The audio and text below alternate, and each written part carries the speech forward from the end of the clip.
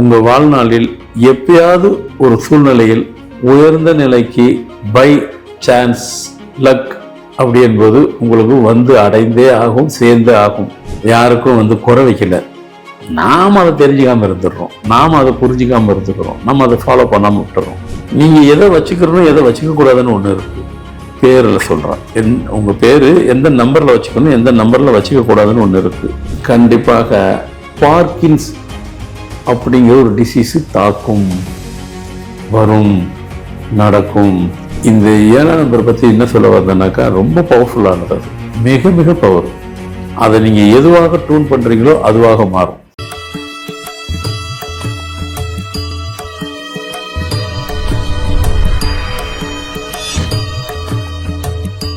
வணக்கம்.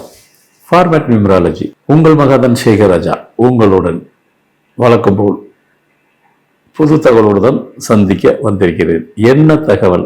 7ஆம் தேதி பிறந்தவர்கள், 16ஆம் தேதி பிறந்தவர்கள், 25ஆம் தேதி பிறந்தவர்கள், உங்களுக்கு அதிர்ஷ்டமும் இருக்கு, அதிர்ஷ்டம் இல்லாத சமாச்சாரமும் இருக்கு. அதிர்ஷ்டம் இல்லாத சமாச்சாரத்தை நம்ம விட்டுருவோம், அதிர்ஷ்டத்தை பிடிச்சிக்கணும். நமக்கு தேவை அதுதானே, மற்றது எதுவும் இருந்துட்டு போகுது, நமக்கு என்ன. 16ஆம் தேதி பிறந்தவங்க கண்டிப்பாக ஆண்களுக்கு தான் பிறந்து, பெண்களுக்கு இல்லை. உங்க வாழ்நாளில் எப்பயாவது ஒரு சூழ்நிலையில் உயர்ந்த நிலைக்கு பை சான்ஸ் லக் அப்படி என்பது உங்களுக்கு வந்து அடைந்தே ஆகும், சேர்ந்தே ஆகும். நீங்க கவலைப்படாதீங்க, அது நடந்தே ஆகும். ஒவ்வொரு நம்பருக்கு ஒரு அதிர்ஷ்டமோ ஒரு ஏதோ ஒரு விஷயத்தை இறைவன் வச்சுதான் இருக்கிறார். அவர் ஒன்றும் யாருக்கும் வந்து குறை வைக்கல. நாம் அதை தெரிஞ்சுக்காம இருந்துடுறோம், நாம் அதை புரிஞ்சிக்காம இருந்துக்கிறோம், நம்ம அதை ஃபாலோ பண்ணாமல் விட்டுறோம். அதிர்ஷ்டவசமாக எதனா கிடைச்சிச்சுன்னா நாமளே நம்மளை பெருமையாக பேசிக்கிறோம். நான் அதுக்கு வந்து ரொம்ப ஹார்ட் ஒர்க் பண்ணேன், என்னதுனால எனக்கு அவ்வளோ பெரிய அமௌண்ட் தொகை கிடைச்சிது. நீ ஹார்ட் ஒர்க் பண்ணினா அவ்வளோ பெரிய தொகை எப்படி கிடைக்கும்? ஹார்ட் ஒர்க் பண்ணதுக்கு உண்டான பணம் தான் கிடைக்கும். அதான் பெருசு எப்படி கிடைக்கும்? அதிர்ஷ்டத்தில் கிடைச்சிது. அதிர்ஷ்டத்தை யார் கொடுத்தா? இறைவன் நம்பணும். ஏன்னா நீ செய்கிற வேலைக்கு உண்டான கூலி தானே கொடுக்கணும், அதுக்கு உண்டான வருமானத்தை தானே கொடுக்கணும். அதை தாண்டி வருதுன்னா அதுக்கு பேர் அதிர்ஷ்டம். 16ஆம் தேதி உள்ளவங்களுக்கு கட்டாயம் உண்டு, எப்போ கிடைக்கலாம். 37 வயதுக்கு அப்புறம் எதிர்பாருங்கள், நடக்கும். 37 வயதுக்கு சுமாரான வாழ்க்கையை பார்த்தவர்களுக்கு இனிமே உண்டு. நல்லதை சொல்லியாச்சு. அடுத்து நீங்க எதை வச்சுக்கிறோம் எதை வச்சுக்க கூடாதுன்னு ஒண்ணு இருக்கு. பேரில் சொல்றேன், உங்க பேரு எந்த நம்பர்ல வச்சுக்கணும் எந்த நம்பர்ல வச்சுக்க கூடாதுன்னு ஒண்ணு இருக்கு. ஆமா, அது கண்டிப்பா. காரணம், உங்க டேட்டுக்கெல்லாம் அதான் சொன்னாங்க, உங்க டேட்டெல்லாம் ரொம்ப மாதிரியான ஒரு பவர்ஃபுல். அது பேர் மட்டும் சரியா வச்சிங்க, உங்க வளர்ச்சியை ஒருத்தரால ஸ்டாப் பண்ண முடியாது.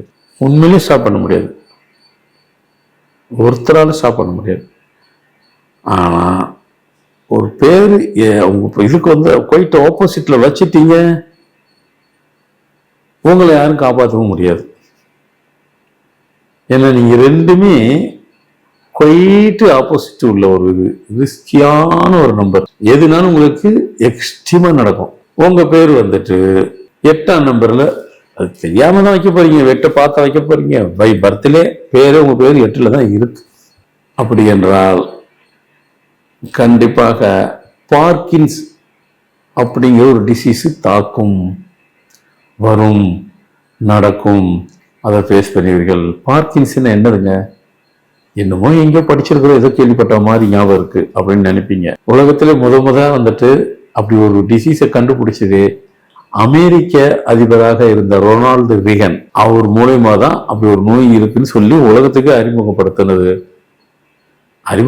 அவர் மூலயமா கண்டறிஞ்சாங்க, ஆராய்ச்சி பண்ணி ஃபர்ஸ்ட் டிக்ளரேஷன் அவர் பேர்ல தான் பண்ணது அவங்க.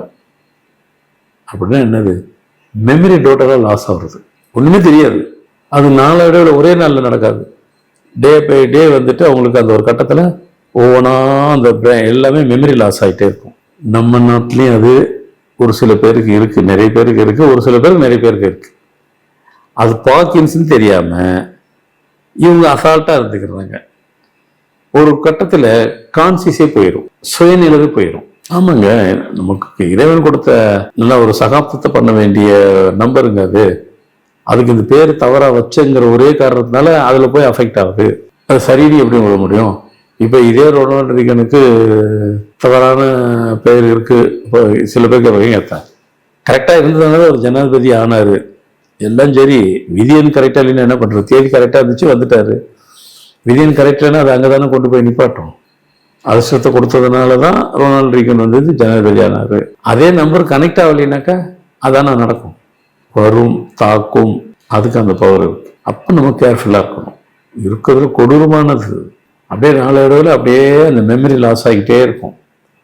ஒரு கட்டத்துக்கு அப்புறம் ஒன்றுமே தெரியாது, பிளைண்ட் ஆயிடுவாங்க. பிளைண்டுன்னு என்னது? பிளைனாக ஆயிடுவாங்க. மைண்டே கான்சியஸே போயிடும். அவங்க என்ன செய்கிறாங்க ஒன்றும் தெரியாது. ஒரு கட்டத்துக்கு அப்புறம் கான்சியஸ் போயிடுச்சுன்னு ஒன்றும் தெரியாது.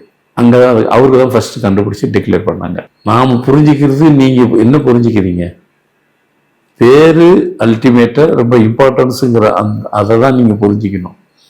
பார்க்கின்சன் டிசீஸ் வரதை பற்றி கவலைப்படாதீங்க. நான் எப்போ சொன்னேன்? 7ஆம் தேதி பிறந்து 8ஆம் நம்பரில் பேர் இருந்தால் தான். 7ஆம் தேதி பிறந்ததே இல்லை, அப்படிலாம் கிடையாது.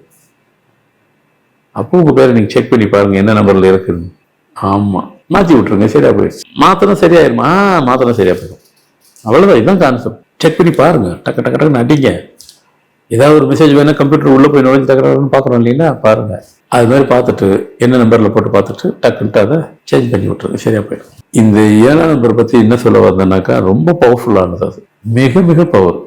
அதை நீங்கள் எதுவாக டியூன் பண்ணுறீங்களோ அதுவாக மாறும். 7ஆம் நம்பரை நீங்கள் எப்படி டியூன் பண்ணணும்னு நினைக்கிறீங்களோ டியூன் பண்ணிங்கன்னா அப்படியே மாறிடும். அதை அப்படியே அதை அடாப்ட் பண்ணிக்கும். அப்படி ஒரு சக்தி அந்த நம்பருக்கு உண்டு. நீங்கள் எங்கே டியூன் பண்ணாலும் மாறிடும்.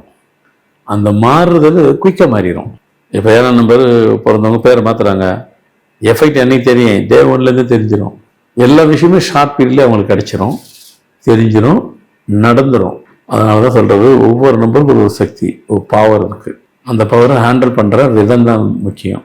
இந்த நம்பருக்கு சும்மா அப்படி லேசாக டியூன் பண்ணவே போதும், பவர் ஜுன்னு ஏறிடும். ஹார்ஸ் பவர்லாம் பயங்கரமாக வேலை செய்யும். அதனால தான் எதனா அட்டாக் ஆனால் கூட ஈஸியாக அட்டாக் ஆகுது. அதனால தான் இந்த நம்பருக்கு மட்டும் ஈஸியாக சென்சிட்டிவ் ஆகிடுவாங்க. ஈஸியாக டெம்பர் ஈஸியாக ஏறிடும். எல்லாமே ஷார்ட் டைமில் அவங்களுக்கு எல்லாமே நடந்துடும்.